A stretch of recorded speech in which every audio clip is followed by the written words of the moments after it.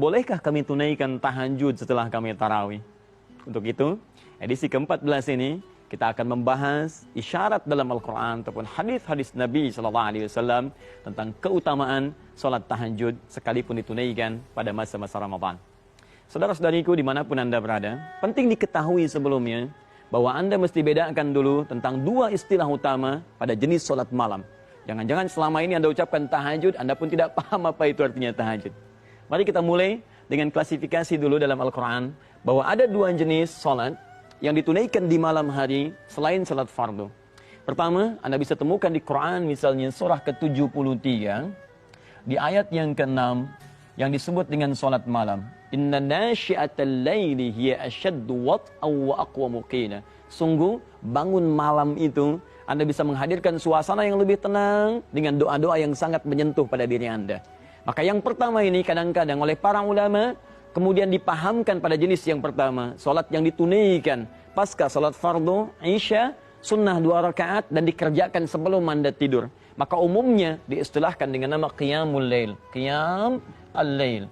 Bisa diartikan solat yang ditunaikan pada malam hari setelah solat fardu dan 2 rakaat isyanya tanpa diawali dengan tidur. Jika Anda kemudian kerjakan solat sunnah malam itu setelah Anda tidur terlebih dahulu, maka dalam bahasa Arab tidur kemudian setelahnya beraktivitas disebut dengan hajada. Jika Anda sholat kemudian setelah Anda tidur terlebih dahulu, maka kalimatnya kemudian dihadirkan oleh Al-Quran dengan istilah tahajud. Tahajud. Ta-ha-jim dal.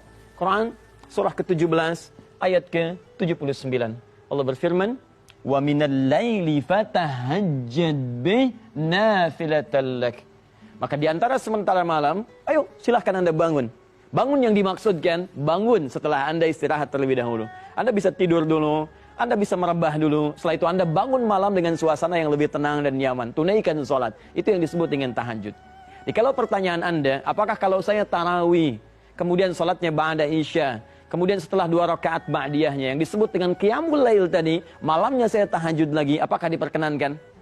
Dalam kaidah fikih, sepanjang Anda menemukan dalilnya, yang menjadi landasan Anda menunaikan ibadah, maka boleh Anda mengerjakan apa yang akan Anda tunaikan itu.